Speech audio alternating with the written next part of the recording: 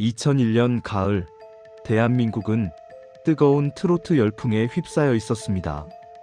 온 국민의 심금을 울리며 국민가요의 반열에 오른 곡의 주인공, 가수 김성우 씨는 그 정점에서 가장 찬란하게 빛나던 별이었습니다. 하지만 그해 10월 14일, 경남 김해의 한 외곽 모텔 302호실에서 그는 차가운 변사체로 발견되었습니다. 10월 14일 밤 11시 45분, 소속사 실장과 나눈 짧은 작별 인사가 그의 생전 마지막 목소리였고, 그 이유는 영원한 연락 두절의 시점이 되었습니다. 정작 기이한 일은 그가 숨진 직후부터 시작되었습니다. 죽은 가수는 말이 없는데 그가 소유했던 인감도장과 수십억 원대의 행사, 계약서는 마치 살아있는 유령처럼 조용히 날짜를 바꿔가며 행정 기록들을 갱신하고 있었던 겁니다. 육신이 사라진 자리를 가짜 영수증과 위조된 각서들이 메우고 있었던 이 기괴한 현상, 그 이면에 숨겨진 기록의 모순을 우리는 어떻게 받아들여야 할까요? 그는 정말 실패한 투자의 압박을 견디지 못한 비운의 자살자였을까요? 아니면 누군가 치밀하게 설계한 기록에 덫에 갇혀 자신의 인생을 통째로 탈취당한 가련한 희생자였을까요? 오늘 안개의 목격자가 전해드릴 얘기는 2001년 국민가요의 주인공이 사라진 그 밤, 사람은 죽었으나 기록은 살아서 무대를 이어갔던 어느 가수의 기묘한 마지막 흔적에 관한 기록입니다. 구독과 좋아요 및 공유는 이야기를 이어가는데 아주 큰 힘이 됩니다. 그리고 사는 지역을 댓글로 적어주세요. 소중한 시청자분에게 한 분 한 분 인사드리겠습니다. 도장이 찍히는 소리. 2001년 10월 14일 일요일 오후 11시 45분, 경남 김해시 안동의 한 모텔 302호실. 창밖으로는 가을비가 추적추적 내리고 있었고, 방 안의 낡은 벽지는 눅눅한 습기를 머금고 있었습니다. 화려한 조명 아래서 수천 명의 관객을 열광케 했던 국민가수 김성우 씨의 마지막 동선이 기록된 시각입니다. 그는 대구 공연을 마치고 다음날 예정된 부산 행사를 위해 김해에 잠시 머물기로 했습니다. 소속사 최 실장은 김성우 씨를 방에 들여보낸 뒤 "성우 형, 내일 오전 9시에 데리러 오겠습니다. 푹 쉬세요라는 말을 남기고 자신의 방으로 돌아갔습니다.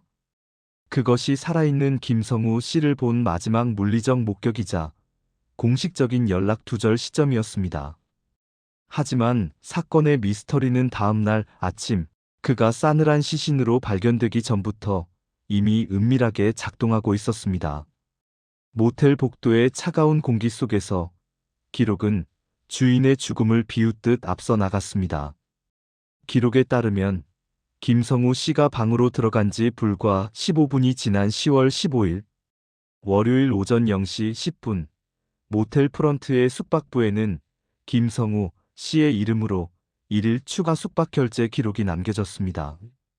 프런트 직원의 증언에 따르면 누군가 김성우 씨의 객실 번호를 말하며 현금으로 방값을 미리 지불했다고 합니다. 최 실장은 분명 다음날 부산으로 가야 한다고 했음에도 불구하고 기록상 김성우 씨는 죽음을 맞이하기 직전 스스로 김해에 더 머물겠다는 의사를 밝힌 셈입니다. 이것은 우발적인 선택이었을까요? 아니면 누군가 그를 이 방에 영원히 가두기 위한 사전 작업이었을까요? 오전 9시 15분, 약속된 시간에 김성우 씨가 나오지 않자 문을 따고 들어간 최 실장은 침대 위에 정자세로 누워 숨진 김성우 씨를 발견합니다.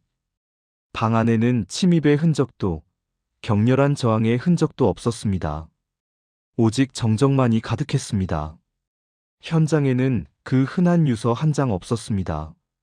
이후 진행된 부검 결과 사인은 약물 과다 복용에 의한 심장마비로 기록되었습니다.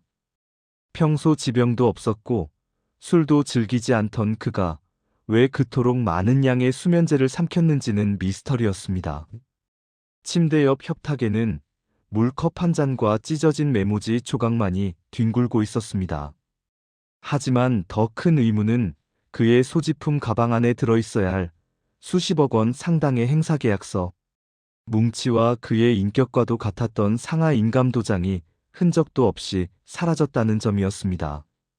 사건 발생 이틀 뒤인 10월 17일 수요일 오전 10시 30분, 김성우 씨의 유족들은 소속사를 상대로 정산서 공개를 요구하기 위해 면사무소를 찾았습니다. 그리고 그곳에서 경악할 만한 서류를 마주하게 됩니다. 김성우 씨요? 어제 오후에 대리인이 오셔서 모든 수익권에 대한 위임장을 접수하셨는데요. 여기 접수번호 2001-1016번으로 기록되어 있습니다. 사람이 죽은 지 하루가 지난 시점에 고인이 된 가수의 인감도장이 찍힌 위임장이 버젓이 행정기관에 제출된 것입니다. 법적으로 이미 사망한 사람의 권리가 종이 위에서는 여전히 살아서 타인의 손으로 넘어가고 있었습니다. 사람이 사라진 자리에 기록이 먼저 움직여 그의 모든 권리를 탈취하고 있었던 겁니다.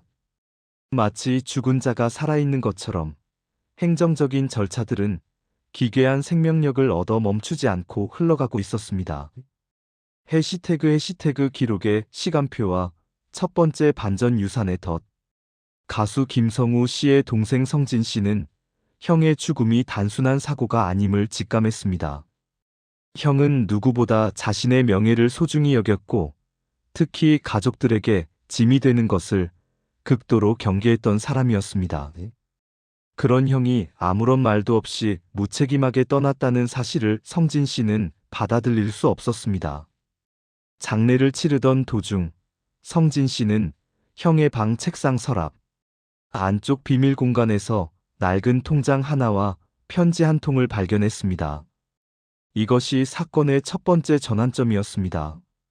편지에는 성진아, 혹시 나에게 무슨 일이 생기면 이 통장을 가족들을 위해 써라. 미안하다라는 짧은 문구가 정갈한 형의 필체로 적혀 있었습니다. 통장의 잔고를 확인한 가족들은 경악했습니다. 무려 15억 원이라는 거액이 예치되어 있었기 때문입니다. 가족들은 순간 말할 수 없는 안도감을 느꼈습니다. 형이 그래도 우리를 생각했구나. 끝까지 우리를 지키려 했구나라며 부둥켜 안고 울었습니다. 그 15억 원은 비극 속에서 피어난 유일한 희망처럼 보였고 형의 죽음을 둘러싼 의심을 잠시나마 덮어주는 듯 했습니다. 하지만 그 안도감은 채 1시간을 가지 못했습니다. 통장의 마지막 입금 내역을 확인하던 성진 씨의 얼굴이 창백하게 질렸습니다. 마지막 입금일은 10월 15일 오후 3시. 형의 시신이 발견된 지 이미 수시간이 지난 뒤였습니다. 누군가 죽은 형의 명의로 된 계좌에 거액을 입금한 것입니다. 왜 죽은 사람의 계좌에 돈이 들어온 것일까? 안도감은 순식간에 날카로운 불안으로 변했습니다. 형이 죽었는데 왜 돈이 입금된 거지? 이 돈의 정체가 뭐야?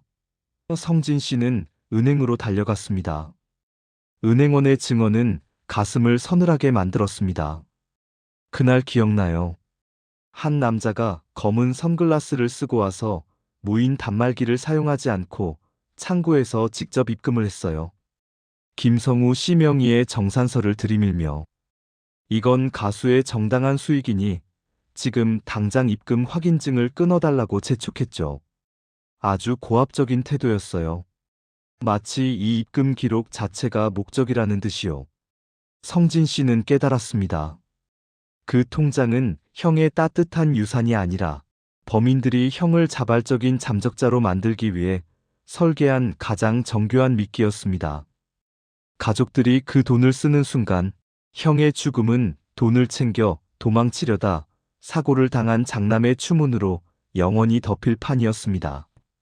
불안은 이제 거대한 의심으로 바뀌었습니다. 소속사 최 실장이 내민 수십억 원의 부채 증명서와 이입금 내역이 교묘하게 맞물리고 있었습니다. 범인들은 형의 죽음 이후에도 형의 이름으로 정산서의 숫자를 조작하며 죽은 자를 배신자로 만드는 기록의 연극을 이어가고 있었던 것입니다. 해시태그 사라진 이름과 두 번째 반전 박제된 목소리.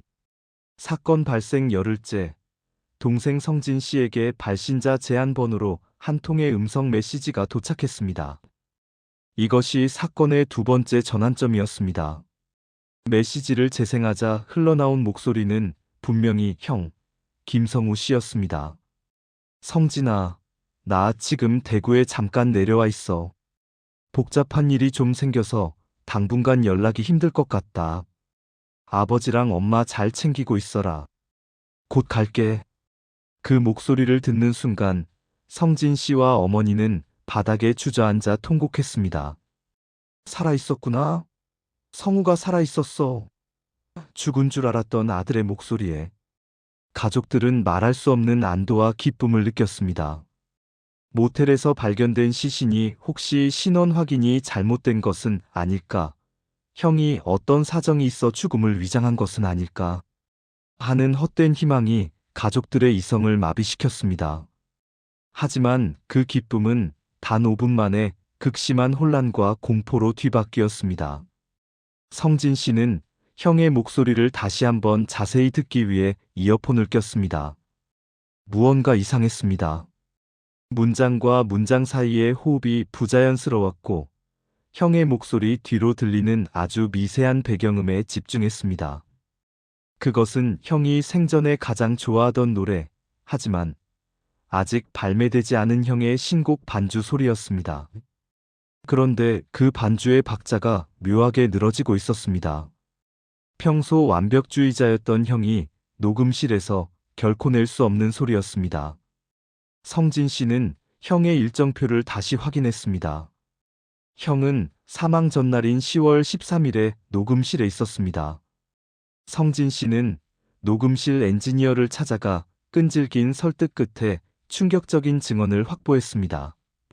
그날요? 최 실장이랑 브로커 이 대표가 성우 씨를 거의 반강제로 녹음 부스에 밀어넣었어요. 노래를 부르라는 게 아니라 평소에 쓰는 일상적인 대화 문장들을 수백 번씩 말하게 시켰죠. 성우 씨는 울면서 거부했지만 그들은 계약서 위약금을 들먹이며 협박했습니다. 마치 성우 씨의 목소리 자체를 수집하려는 것 같았어요. 가족들이 들은 목소리는 살아있는 형의 안부가 아니었습니다. 범인들이 형을 가두고 미리 녹음해둔 음성, 조각들을 디지털 기술로 교묘하게 이어붙여 만든 박제된 가짜 목소리였습니다. 형이 이미 차가운 숙소에서 숨을 거두고 난 뒤 범인들은 이 목소리를 가족들에게 보내 수사를 방해하고 형이 살아있는 것처럼 꾸몄던 겁니다. 안도는 이제 전율이 되어 돌아왔습니다. 내 아들을 죽여놓고 그 목소리까지 훔쳐서 우리를 조롱했단 말이냐? 부치는 음성 메시지가 담긴 전화기를 벽에 던져버렸습니다. 기록은 이제 사람의 목소리마저 훔쳐 진실을 난도질하고 있었습니다.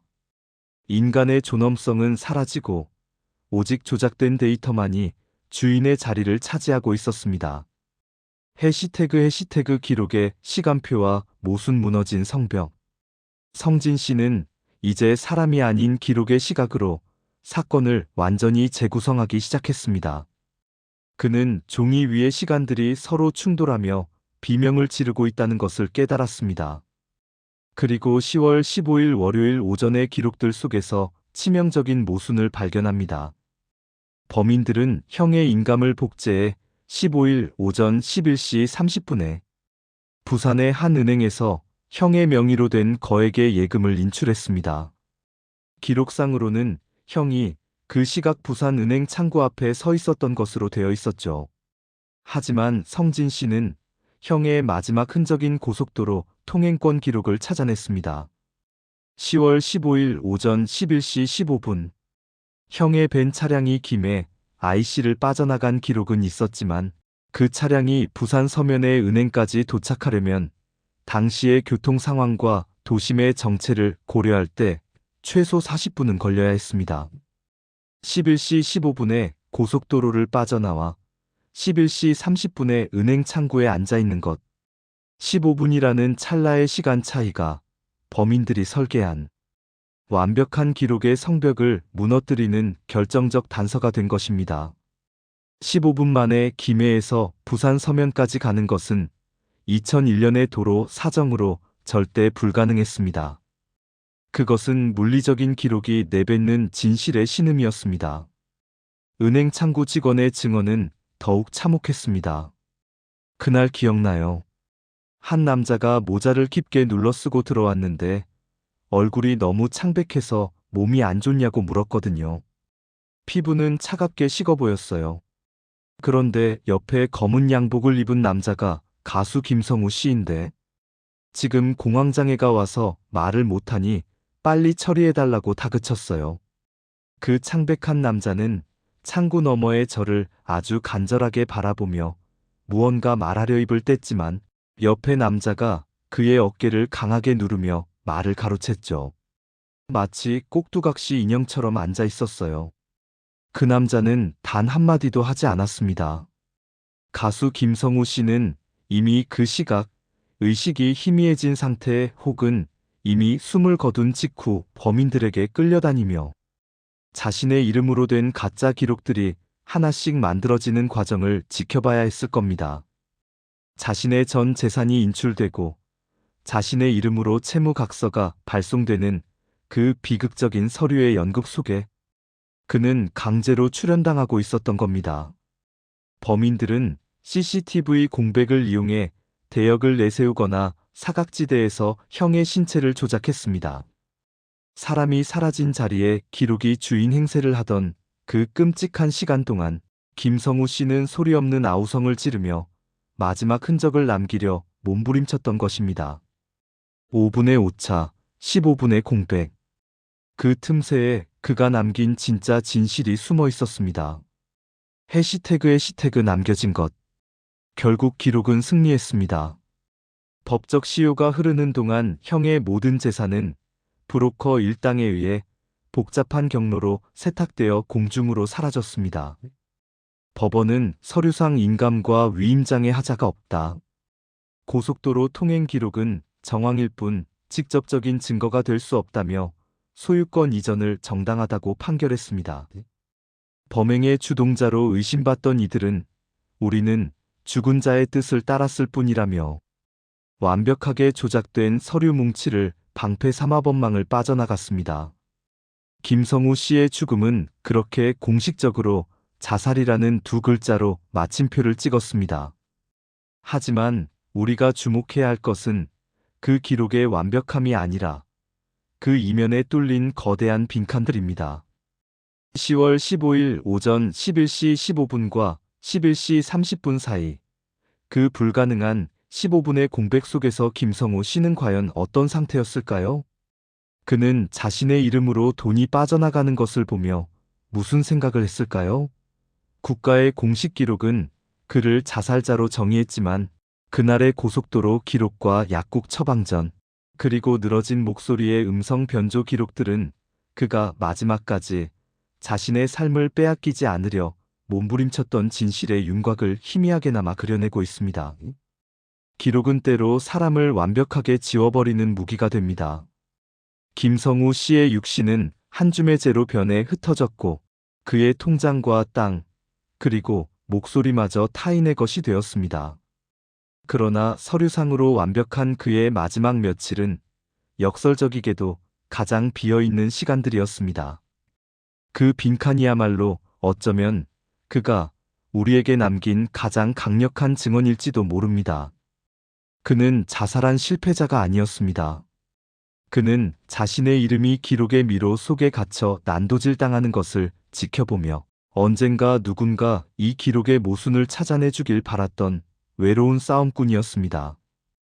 20년이 지난 지금도 그가 불렀던 노래의 가사처럼 그는 안개 속 목격자들을 기다리며 여전히 기록의 빈칸 사이를 헤매고 있을지 모릅니다.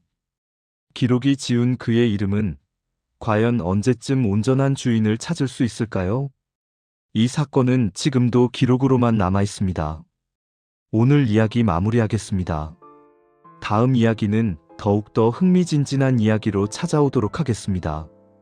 구독과 좋아요, 그리고 영상 공유는 이야기를 계속 이어가는데 큰 힘이 됩니다. 그리고 시청자분들의 지역을 댓글에 남겨주세요. 한 분 한 분 인사 올리겠습니다. 시청해주셔서 감사합니다.